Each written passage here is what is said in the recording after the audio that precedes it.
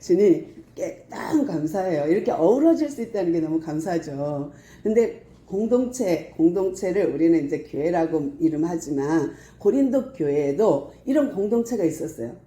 근데 너무너무 다 잘 나가는 사람만 모였어. 은사가 많고 지식이 많고 무역한이다 보니까 돈도 많아. 그러니까 갖춘 걸 다 갖춘 고린도 교회였어요.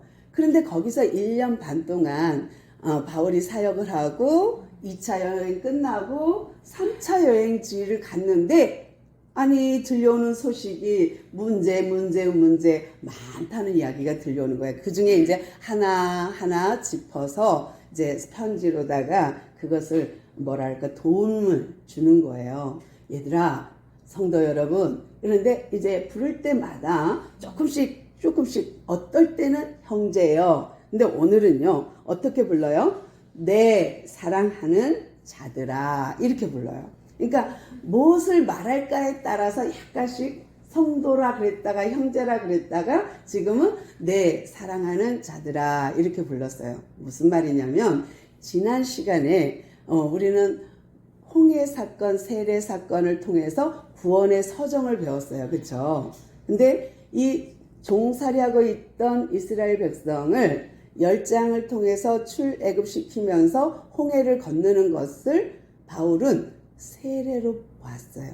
그러니까 문자대로 보면은 그냥 홍해 건넌 거예요. 건넌 건데 이것을 영적으로 보니까 제 많은 애굽 땅 종살이 되었던 마귀의 자녀로 살았던 우리를 하나님의 피, 어린 양의 피로 유월시켜서 우리를 홍해를 건너게 세례를 받게 하고 나서 시내산 가서 우리 약속해 나의 자녀가 되어줘. 넌 나의 소유, 넌 나의 백성이 되어줘 하고 언약을 맺었어요. 그리고 나서 그들이 광야 40년을 다니죠. 38년을 다니죠. 그리고 나서 가나안 땅에 들어가지 못하는 사람이 있다는 거예요. 세상에 똑같이 구원받았어요. 세례받았어요. 언약을 맺었어요. 그럼에도 불구하고 그들의 원망과 또 하나님을 시험하는 일과 우상숭배와 이런 것으로 인하여서 그들이 다 죽고 죽는 거예요. 희한하죠. 다 세례받았어요. 다 계약 맺었어요. 그런데도 불구하고 다 그 불평하다가 우상숭배하다가 죽은 걸 봐. 눈으로 봐. 금송아지 사건을 통해서 3,000명이 죽은 걸 봤어요. 또 뱀에 물려서 죽는 걸 봤어요. 또 고수비 사건으로 음행을 해갖고 또 죽는 걸 봤다고요. 그러면 죽고 남았고 남은 자들이 또 죽은 걸 본 사람이 또 범죄하고 범죄한 사람들이 또 죽고 죽은 것을 본 남은 자가 살았고 이 남은 자는 이런 죽은 것을 다 알면서도 또 범죄하고 또 범죄한 그들이 또 남았어요. 죽고 남았어요. 그들 중에 소수만 남아서 가나안 땅 입성. 정확하게 말하면 20세 이상으로 된 사람들은 다 죽고 여호수아 갈렙만 들어갔어요. 20세 이하와 이 광야에서 태어난 자들만 들어갔다고요.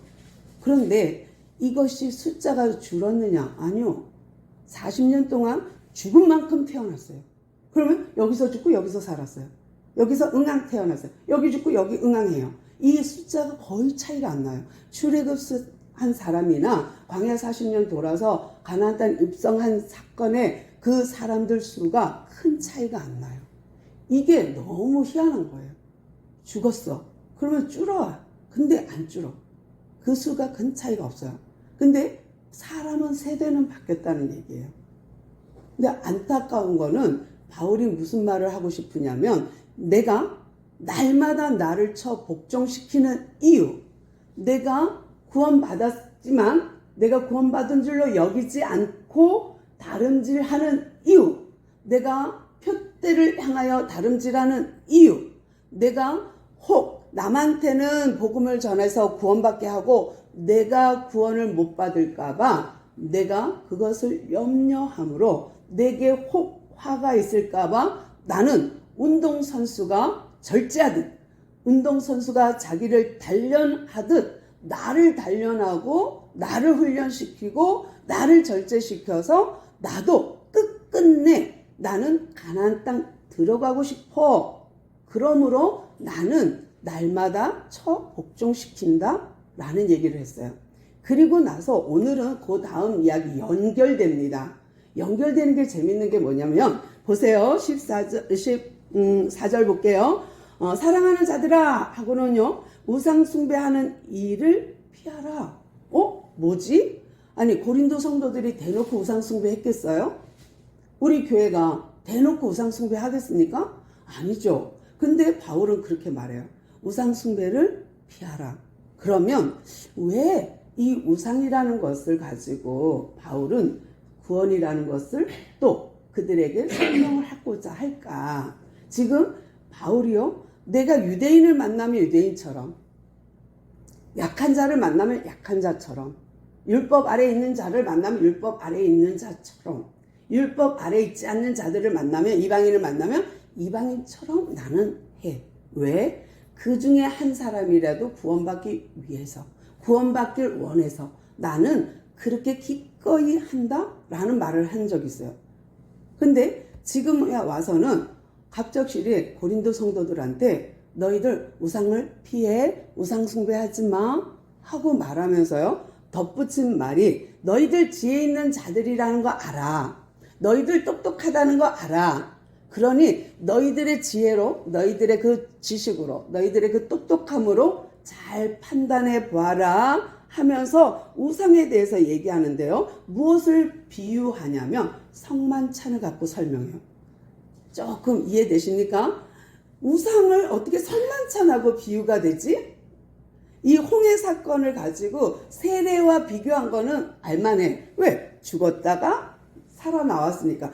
들어갔다 물속에 들어갔다 나왔으니까. 그러니까 이거는 세례 의미와 그래도 조금 알겠어. 그런데 우상 숭배와 성만찬을 비유로 들었어요.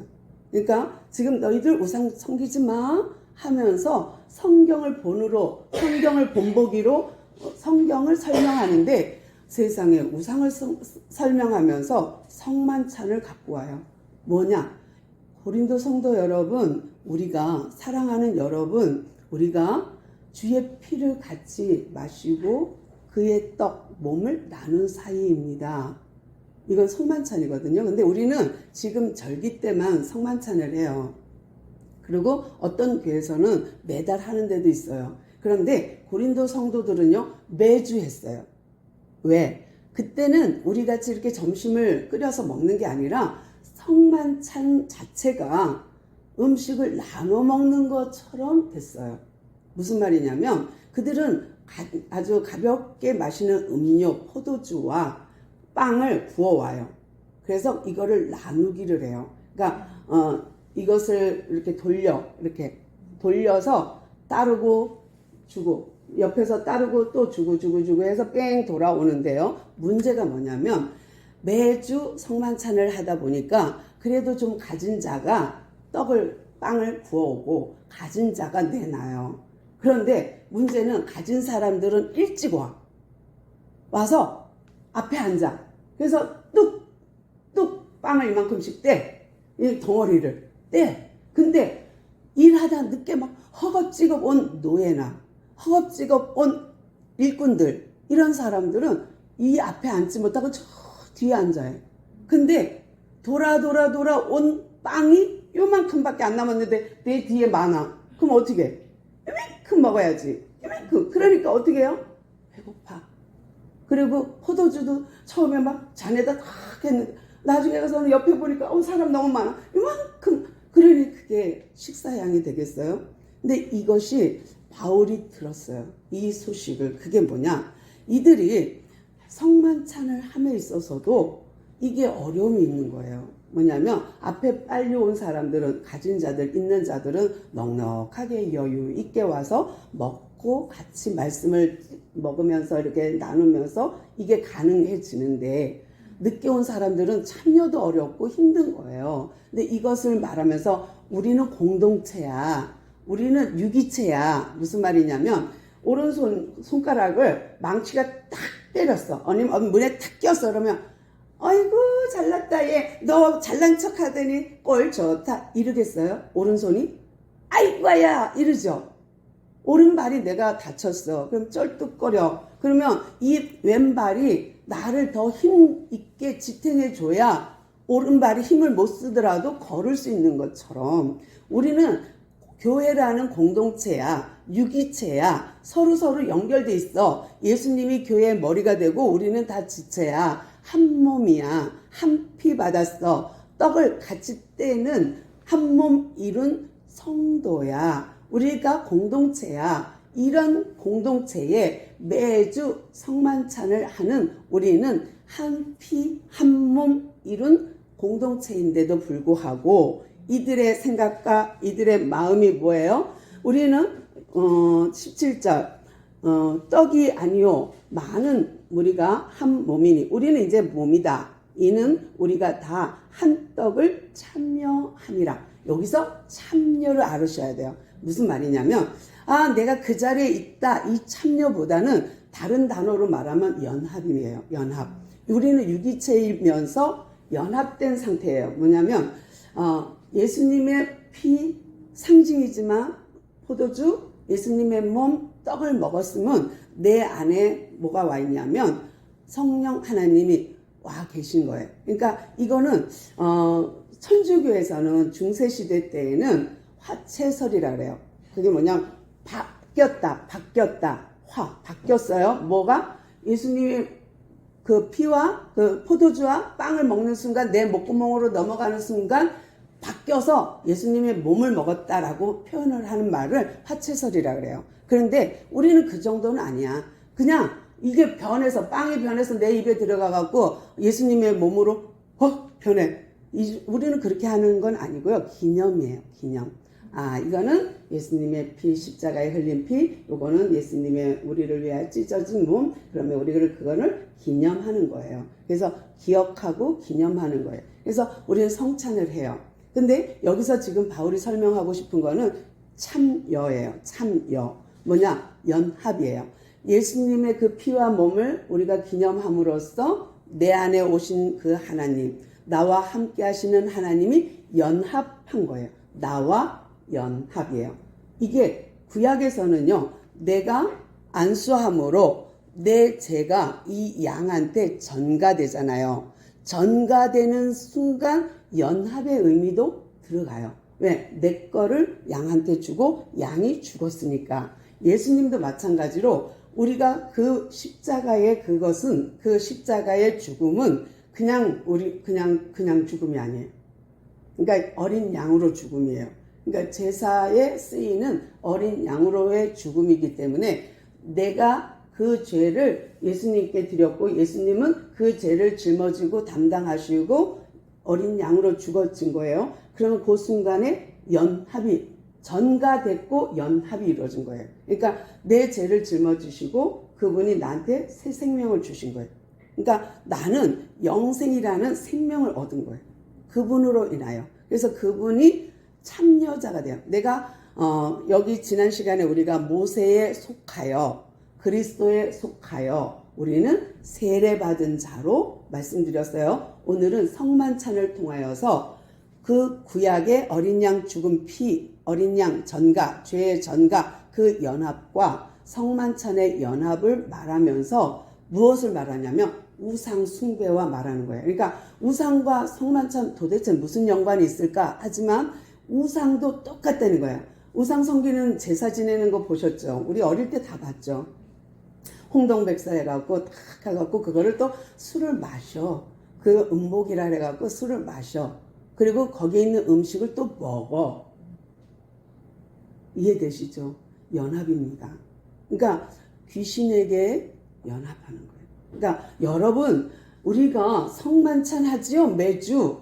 그러나 잘못하면 연합이 귀신과의 연합이 될 수도 있어요 라는 거예요. 뭔 말이냐면 믿지 않는 사람은 여기 와갖고도 제사처럼 예배 드린다면 그건 우상이 될 수 있어요. 여기 와서도 비나이다 복 주소서 하고 하면 그것도 우상 될 수 있어요. 그러니까 지금 바울이 말하고 싶은 거는 보이는 예배, 보이는 성찬을 말하기보다는 보이지 않는 영의 세계 귀신에게 연합하는가 아니면 예수님과 연합하는가를 보세요 라는 거예요. 그러므로 내가 무엇이든지 할 수 있습니다. 나는 재물, 우상에게 바쳐진 재물 먹을 수도 있고요. 나는 얼마든지 뭐든지 가합니다. 그러나 그것이 타인에게 유익하지 않다면, 안 믿는 사람에게 또는 믿음이 적은 자에게 유익하지 않다면 나는 안 합니다 라는 거예요. 그러니까 무엇이든지 가능해요. 무엇이든지 할 수 있어요. 어떻게든 나는 주님 안에 있어. 근데 초점이 뭐예요? 다른 사람을 실족하게 할까봐, 다른 사람을 구원에서 벗어나게 할까봐, 다른 사람을 우상 숭배하고 시험 들고 원망하다가 뱀에 물려 죽고 하는 걸를 본보기로 보았지, 우리가 그 역할 할까봐 조심하십시오. 날마다 나를 복종시키십시오 라는 거예요. 그러면서 22절 그 위에 봐야 되나? 참여한 건 끝났고요. 23절 모든 것이 가하나 모든 것이 유익한 것은 아닙니다. 모든 것이 가하나 모든 것이 덕을 세우는 것은 아닙니다. 이것을 타인을 위해서 말하는 이것을, 타인을 위하여 행동하는 이것을 덕으로 표현했어요. 덕. 혹시 길 가다가 어떤 남자분이 이렇게 덕이 많아 보이십니다. 이런 종교 있거든요. 공로가 많으시군요. 이런 분 있어요. 예. 근데 그런 덕이 아니야. 여기서는 덕이 있습니다. 이게 이 덕이 아니고 그 덕이 아니고, 여기서 말하는 덕은요, 내가 얼마든지 우상 재물을 먹을 수 있습니다. 그러나 구원을 위해서, 이 사람이 실족하지 않기 위해서 내가 그것을 금합니다. 목적이 달라요. 목적이. 그 예쁜 모습, 이 사람 나를 중심으로 하는 게 아니라 타인을 중심으로 생각하고 내 중심으로 막 이만큼 떠먹고 이만큼 마시고 저기는 이만큼 먹게 만드는 그것이 아니라, 타인을 위해서 조금 적당히 이렇게 할 줄 아는 그것이 덕입니다. 그러니까 지금 바울이 말하고 싶은 건 뭐예요? 덕 있는 신앙생활을 하십시오 라고 부탁하는 거예요. 그러면서 이 덕이 타인을 위한 겁니다. 또 하나, 내 양심은 자유하지만 타인의 양심을 위하여 내 양심은 복종시키는 거예요. 난 할 수 있어, 자유해. 그러나 내가 타인을 위하여 절제. 운동선수가 절제하고 체중 감량하듯이 나도 절제합니다 라는 거고요. 그러면서 사람들이 볼까요? 25절 무릇 시장에서 파는 것은 양심을 위하여 묻지 말고 사 먹으라. 그 이는 땅과 거기에 충만한 것이 주의 것임이라. 이 세상의 모든 것이 다 주의 것이에요. 만물이 다 주님이 창조했어요. 그거 상관없어. 음식은 선해요. 다 먹을 수 있어요. 다. 그것이 어디든 그 음식일 뿐이니까. 근데 의미를 부여하는 순간 달라져요. 그거 제사 음식이야. 그러면 이 사람을 위해서 나는 자유하지만 안 사 먹어야 돼요. 그래도 안 먹어야 돼. 또 이 사람이 그거 제사상에 올라갔던 거야. 그러면 이 사람을 위해서 먹지 말라는 거예요. 난 자유해. 그 말을 하고 있는 거고요. 또 뭐라고 말을 하냐면, 어떤 불신자 중에 누가 너희를 정한 때에 너희가 가고자 하거든 너희 앞에 차려놓은 것을 무엇이든지 양심을 위하여 묻지 말고 먹으라. 누가 너희에게 이것이 재물이라 말하거든 알게 한 자와 그 양심, 상대방의 양심을 위하여 먹지 말라라는 거고요. 그러나 내가 말한 이 양심은 너의 양심이 아니요 상대방의 양심, 상대방의 마음이니 어찌하여 내가 자유가 남의 양심으로 말미암아 판단을 받으리요. 아니라는 거예요. 상관없어. 너는 상관없어. 그런데 타인을 위하여 덕을 세우면 하나님이 나와 연합한 자가 이 영광을 받으시는 거예요. 그러니까 귀신에게 하는 거 20절에 보면은 이 제사는 귀신에게 하는 거지 하나님께 하는 거 아니잖니. 걔네들은 귀신과 연합했어, 제사로. 근데 우리는 성만찬, 우리는 예배로, 우리는 하나님과 연합했어 라고 설명하면서 뭐라고 말해요? 만일 내가 감사함으로 참여하면 무엇이든지, 하나님 감사합니다 주신 이도 하나님이요 취하시는 이도 여호와 하나님이십니다 한다면 그 참여는 어찌하여 내가 감사하는 것 외에 대하여 비방을 받으리요. 그걸 누가 뭐라 그래, 아무도 뭐라 그럴 사람 없어 하면서 위로하는 거예요. 그러니까 여러분이 사랑하는 자들이 정말 나는 이렇게 덕을 세우며 신앙생활을 유기적으로 한 공동체로 한 피바다 한 몸 이룬 자로서, 그렇게 한 공동체 식구로서 같이 음식을 먹고 나누고 떡을 떼고 피를 마신 그 공동체가 되었으면 좋겠어 하면서요. 그런즉 31절 너희가 먹든지 마시든지 무엇을 하든지 다 하나님의 영광을 위하여 하라. 아멘. 그렇습니다. 정말 바울이 원한 것은 이거예요.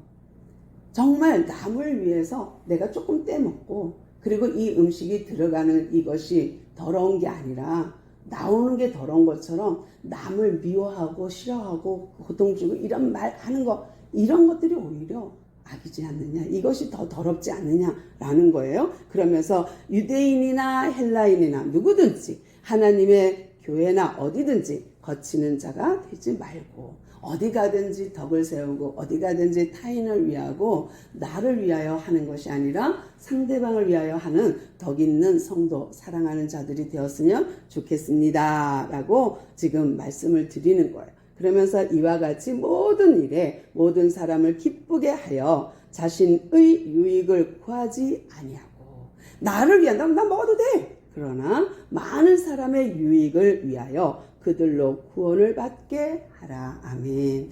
오로지 바울의 관심은 구원에 있었어요. 내가 저들을 섬김으로 구원을 받게 될 거야. 내가 저들을 섬김으로 저들이 구원받는다면, 초점이 자기 중심으로 하면 내가 왜 그 고생을 해? 내가 왜 너희들 때문에 매 맞아? 내가 너희들 때문에 왜 감옥에 가? 싫어 라고 할 수도 있는데, 그가 왜 이렇게까지 해요? 혹 구원에 이르지 못할까봐. 이미 우리는 구원받았습니다. 그러나 아직 구원의 완성은 아닙니다.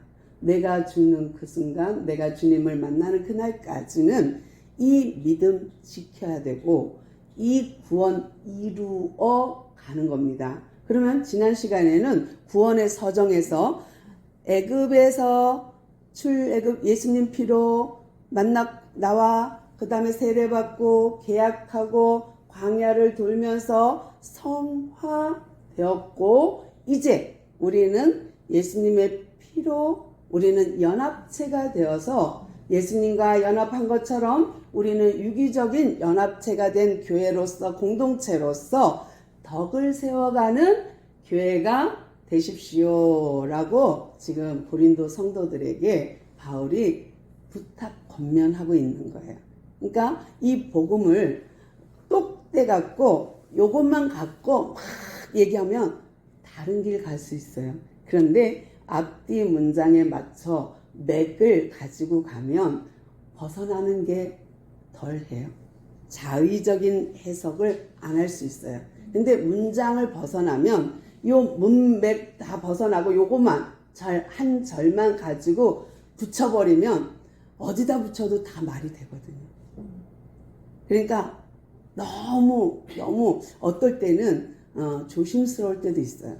제가 복음을 전하다 혹 바울처럼 화를 당하면 어떡해요? 그럴 땐 조심스러워요. 그러니까 또 고민하고 이게 문맥에 맞나? 이게 맞나? 계속 두드리고 또 두드리는 거예요.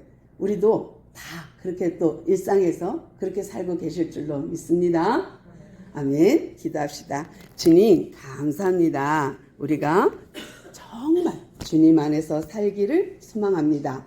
또한 덕을 세우며 살기를 소망합니다. 우리의 믿음 생활을 통하여 수많은 사람들이 구원에 이르도록 주여 도와주옵소서. 오늘의 예배를 받으시고 또 우리를 받으신 주님을 찬양하오며 예수님의 이름으로 간절히 기도드리옵나이다.